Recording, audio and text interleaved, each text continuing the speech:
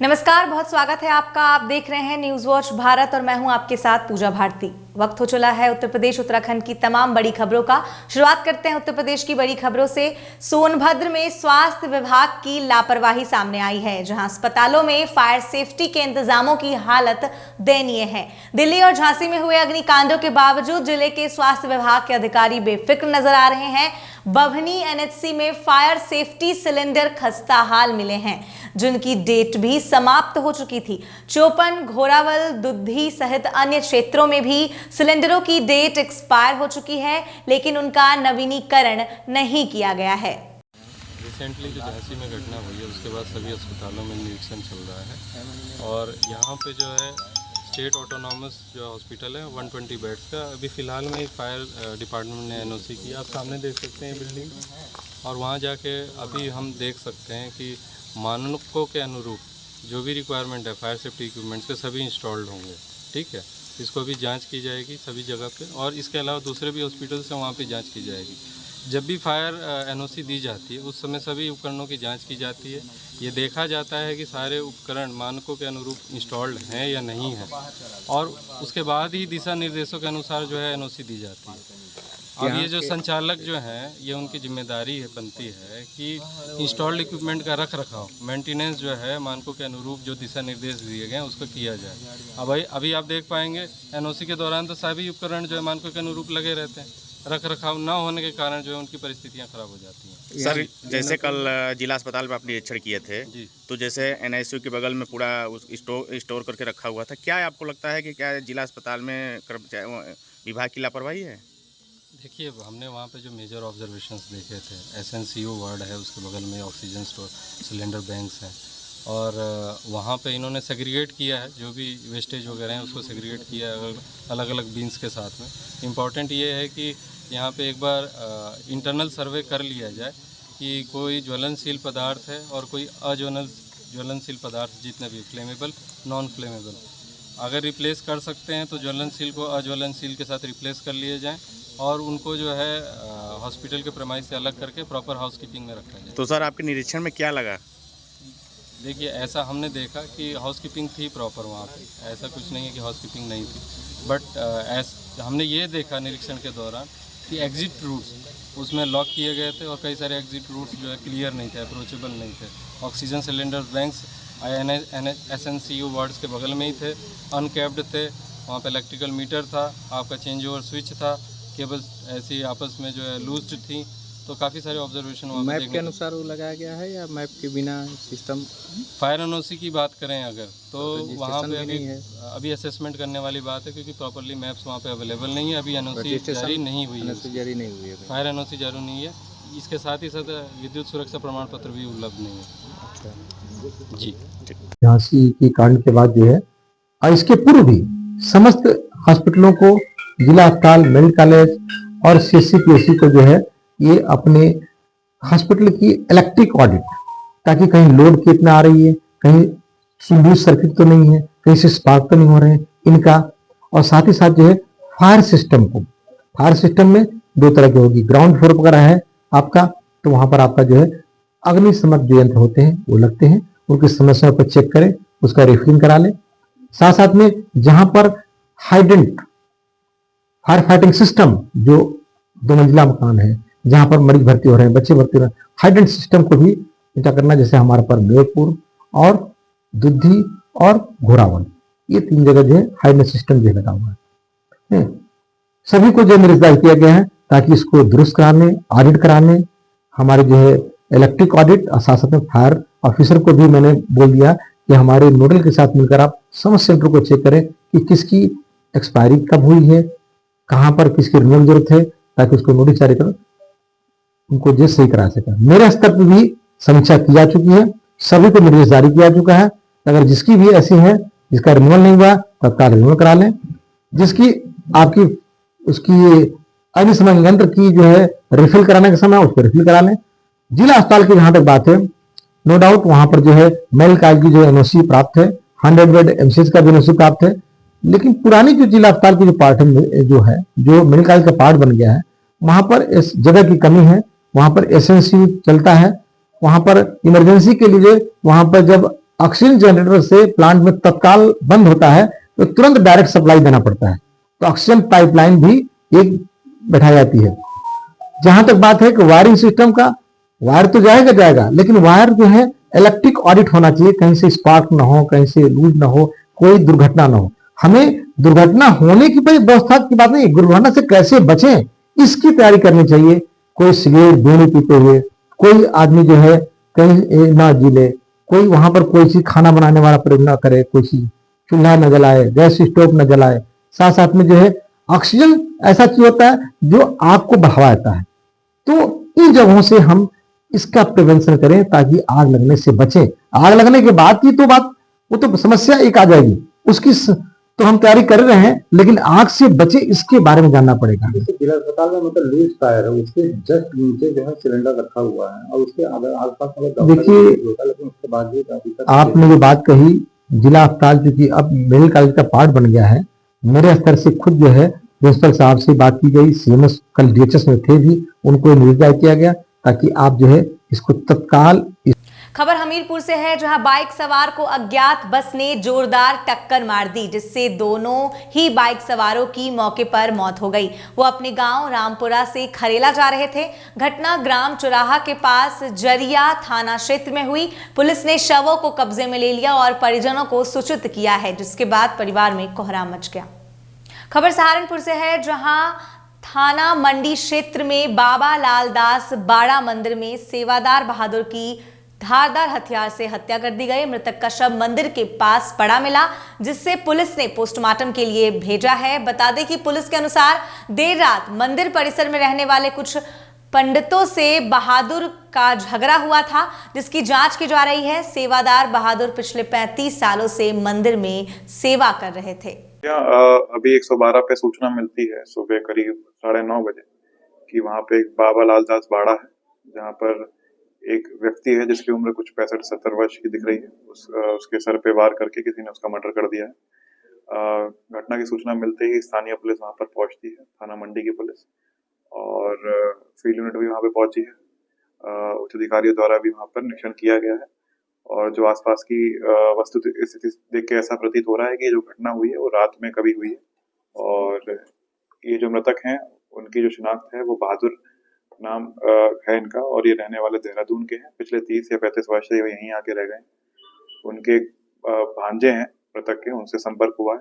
उनके द्वारा थाने पे एक तहरीर दी जा रही है, जिसमें 22वां उसी आश्रम में रहने वाला, बाबा लालदास आश्रम में रहने वाला एक बाबा है भगत, जिन पे शक जाहिर किया जा रहा है कि उन्हीं से उनका झगड़ा रहता था, पुरानी रंजिश रहती थी, जिसकी वजह से घटना कार्य की गई है। सभी बिंदुओं पर भी जांच की जा रही है, और मुकदमा पंजीकृत करने के बाद आगे इसमें जो भी साक्ष्य आएंगे, जो भी तथ्य आएंगे, उन अनुसार इसमें वैधानिक कार्रवाई की जाएगी।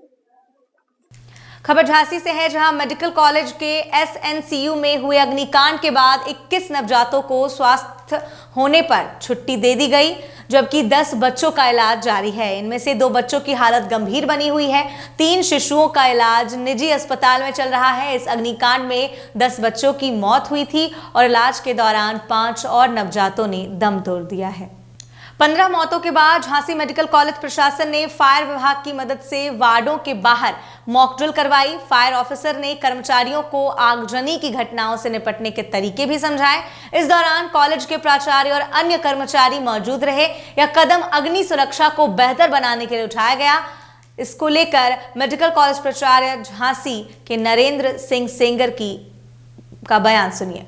कॉलेज में आज क्या दिया गया, प्रशिक्षण किस प्रकार का दिया गया, क्या समझाया गया? पुनः आज जितने भी डॉक्टर्स हैं, नर्स हैं और सिक्योरिटी गार्ड हैं, उनको वार्ड वाइज, क्योंकि सब लोग अपने अपने वार्ड का एक मालिक समझो, और किस प्रकार से आग को बुझाएंगे। अगर विद्युत की आग लगी है तो कैसे बुझाएंगे, मेन जो बोर्ड है वो कटआउट को वहाँ से काटिए। उसके बाद आप फायर उपकरण वगैरह है, वो फायर उपकरण ABC, CO2, इनको कैसे हम बुझाएंगे, इनको चलाने बताया गया। और ये हो कि जो भी आवा मार्ग है, आने जाने का मार्ग है, एग्जिट है, एंट्रेंस है, इनको अवरोध मुक्त रखिए। इसी पर फोकस रहा, आने जाने का मार्ग, पलायन मार्ग अवरोध मुक्त रहे और अवरोध मुक्त रहे। और जो भी ABC है, CO2 है, किस प्रकार से चलाएंगे इनके बारे में इन लोगों को सबको जानकारी दी गई है। सिलेंडर में आग लगी थी, क्यों लगी थी? कहाँ? यहाँ सिलेंडर में लगी थी, क्यों लगी थी? सिलेंडर में आग लगी थी। यहाँ तो आग जलाकर बताया गया इन लोगों को। अभी जो प्रैक्टिस में इन लोगों को सिलेंडर में आग लगा के बुझाया गया। पार्ट पे बाहर क्या समझाया गया, किस प्रकार का प्रशिक्षण दिया गया?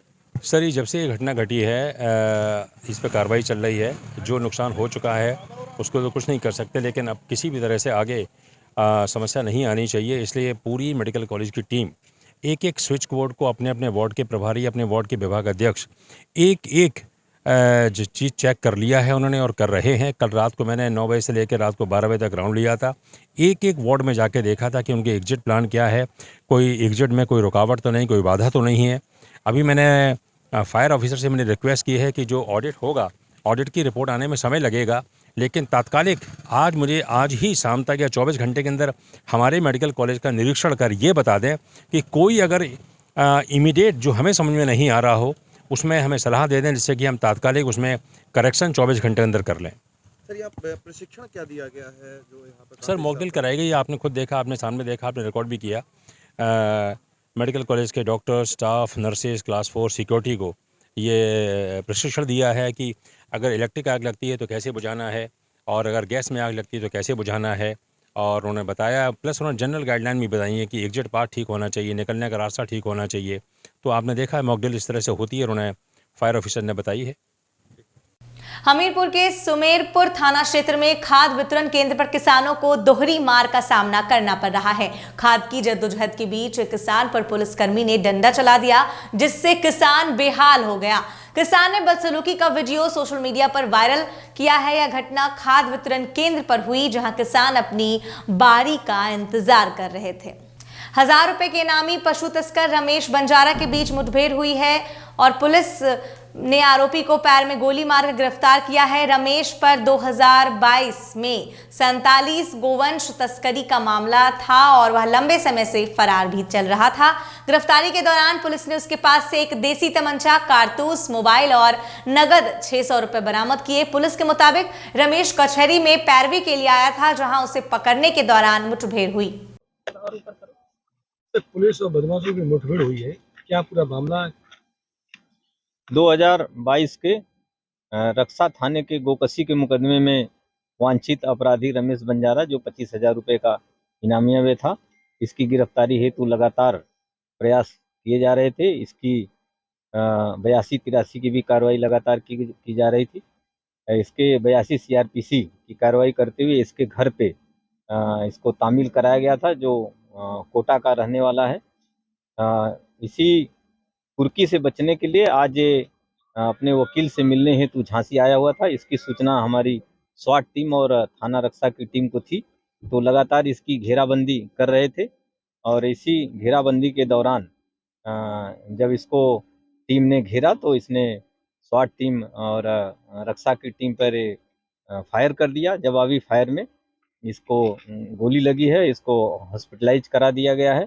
अभी इसकी जो क्रिमिनल हिस्ट्री है इसकी हम लोग पता कर रहे हैं। अभी दूसरा कोई क्राइम इस पे अभी नहीं मिला है।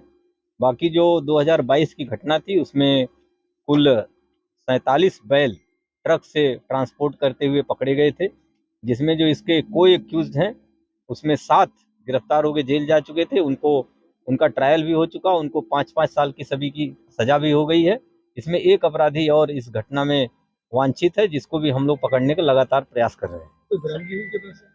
हाँ, इससे अवैध असलहा और मोटरसाइकिल बरामद हुआ है। सर, ये राजस्थान का रहने वाला? हाँ बिल्कुल, राजस्थान कोटा का रहने वाला है ये। जैसा कि हमने बताया कि इसका 82 CRPC की कार्रवाई की गई थी और उस पे इसके घर पे तामील कराया गया था।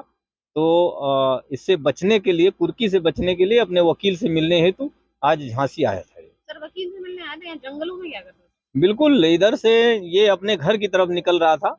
झांसी ये जैसा नगरा और शिवपुरी रोड से होते हुए अपने घर की तरफ जा रहा था।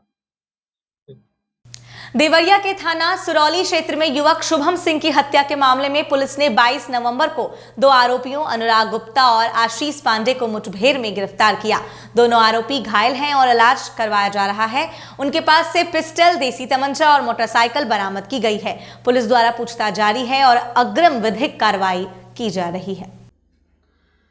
जनपद देवरिया में थाना सुरौली क्षेत्र में दिनांक 7/11/2024 को अज्ञात अभियुक्तों द्वारा एक युवक की गोली मारकर हत्या कर दी गई थी, जिसके संबंध में प्राप्त तहरीर के आधार पर अभियोग पंजीकृत किया गया तथा पुलिस टीम द्वारा घटना का अनावरण करते हुए पूर्व में 3 अभियुक्तों की गिरफ्तारी की गई थी। पुलिस टीम द्वारा उक्त अभियोग में मुखबिर की सूचना पर 2 अभियुक्तों को पुलिस मुठभेड़ में गिरफ्तार किया गया है, जिनके पैर में गोली लगी है, जिनका इलाज चल रहा है, स्थिति सामान्य है, जिनके पास से अवैध शस्त्र आदि बरामद हुए। अभियुक्त गणों से पूछताछ की जा रही है, नियमानुसार विधिक कार्रवाई की जा रही है। सिद्धार्थनगर में एक व्यक्ति ने स्वर्गीय मुलायम सिंह यादव पर सोशल मीडिया प्लेटफॉर्म पर अभद्र टिप्पणी कर डाली, जिससे यादव समाज में आक्रोश फैल गया है। व्यक्ति ने टिप्पणी में कहा, आज ही के दिन एक मुल्ला पैदा हुआ था और आगे लिखा कि मुलायम सिंह को 72 हूर मिल चुकी होंगी। यादव युवा वाहिनी के राष्ट्रीय अध्यक्ष रामानंद यादव और सनातन सुरक्षा दल के संस्थापक रवि प्रकाश चतुर्वेदी ने इस पर कड़ी कार्रवाई की मांग करते हुए शिकायत दर्ज कराने की बात कही है।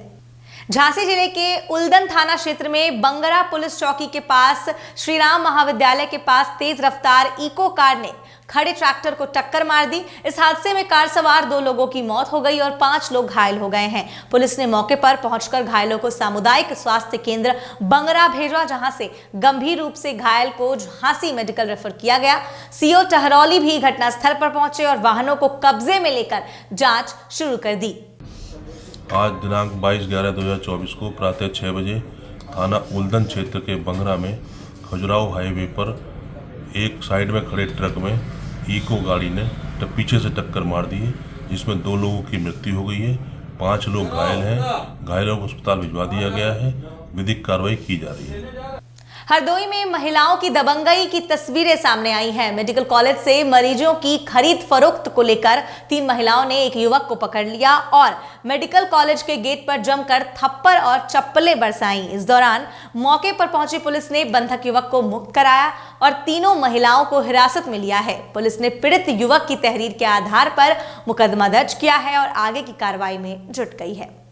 ये जो भी मामला आपने हमारे सामने लाया वो ऑलरेडी हमारे संज्ञान में है और हमने अपने जो अधिकारी है CMS सर हैं और बाकी जो भी हमारे अधिकारीगण हैं विभाग की, सभी को अवगत कराया और एक जांच करने के लिए आदेशित किया गया ताकि भविष्य में ऐसा कुछ घटना यहाँ ना घटे, उसके लिए हम संपूर्ण कोशिश कर रहे हैं।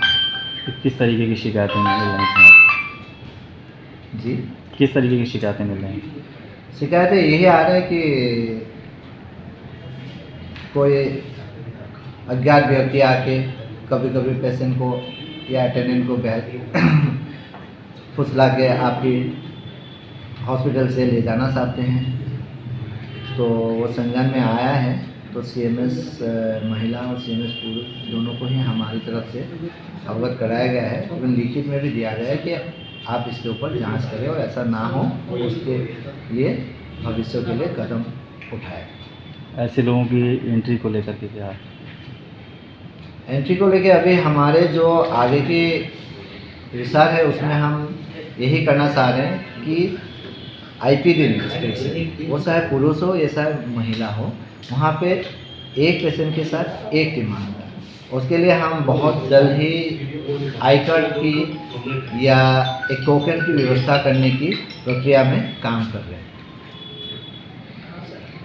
आज दिनांक 21 नवंबर 2024 को शाम लगभग 5 बजे थाना कोतवाली शहर पर सूचना प्राप्त हुई कि जिला अस्पताल के पास 3 महिलाओं द्वारा एक व्यक्ति के साथ वाद विवाद में मारपीट की जा रही है। इस सूचना पर स्थानीय पुलिस तत्काल मौके पर पहुंची। इसमें तीनों महिलाओं को हिरासत में ले लिया गया है। जांच में ये तथ्य आया कि पुराने पैसे के लेन देन को लेकर के ये विवाद हुआ था और इसमें पीड़ित की तहरीर के आधार पर सुसंगत धाराओं में अभियोग पंजीकृत किया जा रहा है और इसमें अन्य विधिक कार्रवाई प्रचलित है। हमीरपुर में खाद की किल्लत के कारण किसानों ने रोड जाम किया। खाद केंद्रों के बाहर लंबी लंबी लाइनें लगी। खाद न मिलने से आक्रोशित किसानों ने जमकर हंगामा किया। पुलिस प्रशासन और उच्च अधिकारियों के पहुंचने पर किसानों को समझाकर जान खुलवाया गया।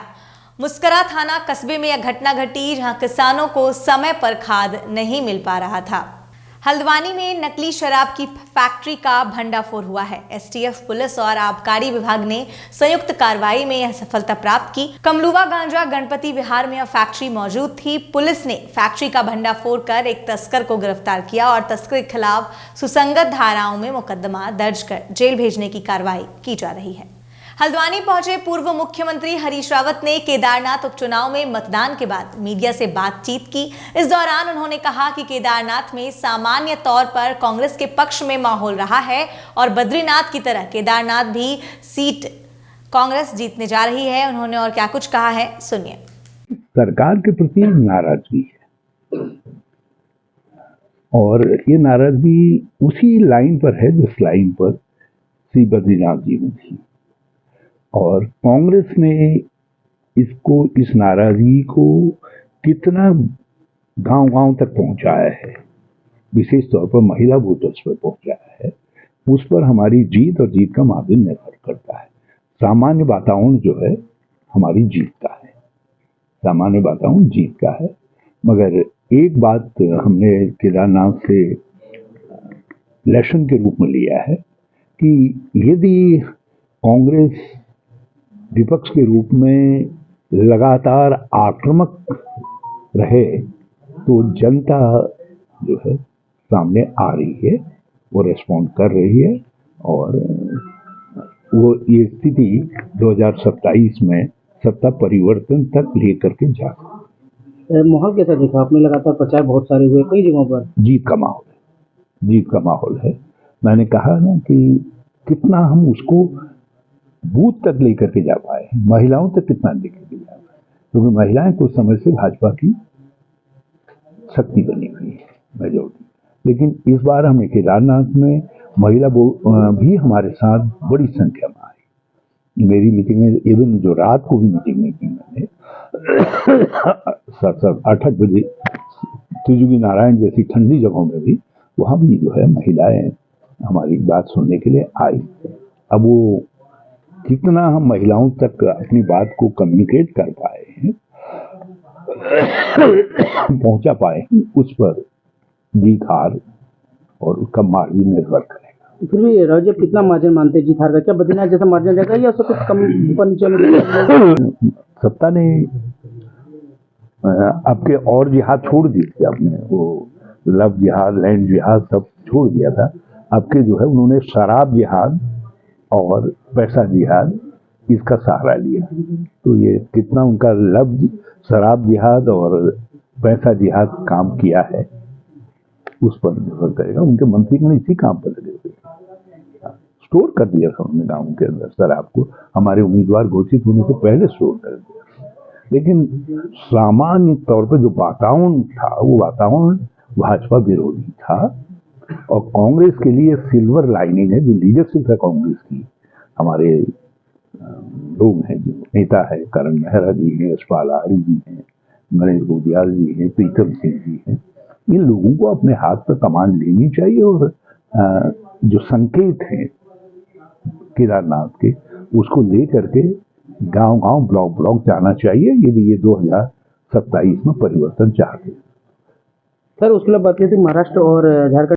खबर जनपद उधम सिंह नगर के जसपुर से है, जहां सामुदायिक स्वास्थ्य केंद्र के चिकित्सा अधीक्षक और तहसीलदार ने पुलिस टीम के साथ जसपुर नगर में छापेमारी की। इस दौरान 2 नर्सिंग होम्स पर छापेमारी की गई जो बिना नाम के अवैध रूप से चलाए जा रहे थे। पुलिस मामले की जांच में जुट गई है। जिलाधिकारी जसपुर के निर्देश पर मैं तहसीलदार जसपुर और कोतवाल जसपुर ने खेड़ा रोड पर एक अज्ञात नाम से चल रहे अस्पताल पर छापा डाला तो वहाँ पर शटर खोलने पर अंदर पता चला कि अवैध रूप से वहाँ पर मरीज़ भर्ती हैं और ऐसे औजार और डिलीवरी के सामान और दवाइयाँ मिली जिनसे ऐसा लग रहा था कि वहाँ पर कोई गर्भपात किया जा रहा है। उसके बाद हमने उससे जानकारी ली तो उसने अपना नाम सपना बताया और कहा कि ये अस्पताल परम नाम का व्यक्ति चलाता है। तो उसके बाद हमने जो मरीज़ मिले वहाँ पर उनको चिकित्सा परीक्षण के लिए सामुदायिक स्वास्थ्य केंद्र जसपुर भेज दिया है।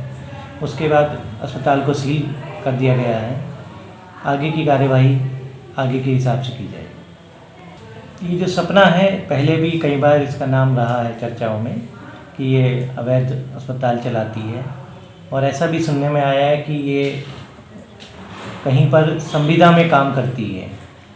उसकी पूरी जानकारी होगी तो वहाँ से हम उनको CMO साहब को लिखेंगे कि इन पर कार्यवाही की जाए, विभागीय कार्यवाही भी की जाए। और भी सूचनाएं मिली हैं तो उसके हिसाब से और भी नई बस्ती या और भूतपुरी रोड, अगर रोड, यहाँ पर भी आगे भी कार्रवाई की जाएगी। जिन जिन अस्पतालों को पता लगेगा कि ये अगर अवैध रूप से चल रहे हैं या ऐसी कोई कंप्लेन आती है या हमें भी पता लगता है तो उन पर सब पे कार्रवाई की जाएगी।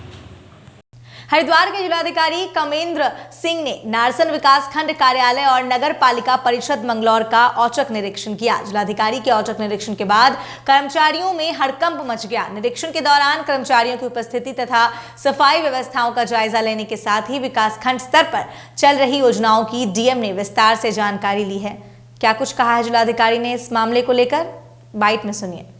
मंगलौर के लिबरहेड़ी गन्ना समिति के चेयरमैन का आज पूरे 5 सालों का कार्यकाल समाप्त हो गया, जिसके चलते आज चेयरमैन प्रतिनिधि सुशील राठी ने गन्ना समिति में एक प्रेस कॉन्फ्रेंस कर अपने 5 सालों के कार्यकाल की उपलब्धि गिनवाई। उन्होंने इस दौरान मीडिया से बातचीत की। उन्होंने क्या कुछ कहा है, सुनिए। अभी नहीं, आप 2 मिनट और रुकना पड़ेगा। वो साहब पर टाइम है 20 मिनट का। विज्ञप्ति मैं आपको तुरंत भेज दूंगा। हाँ, विज्ञप्ति। डीजीपी अभिनव कुमार हरिद्वार पहुंचे, जहां उन्होंने अंतर विश्वविद्यालय वॉलीबॉल प्रतियोगिता का उद्घाटन किया। बता दें कि यह 4 दिवसीय प्रतियोगिता गुरुकुल कांगड़ी विश्वविद्यालय में आयोजित हो रही है। आज के बुलेटिन में इतना ही। बाकी की तमाम खबरों के लिए देखते रहिए न्यूज़ वॉच भारत। नमस्कार।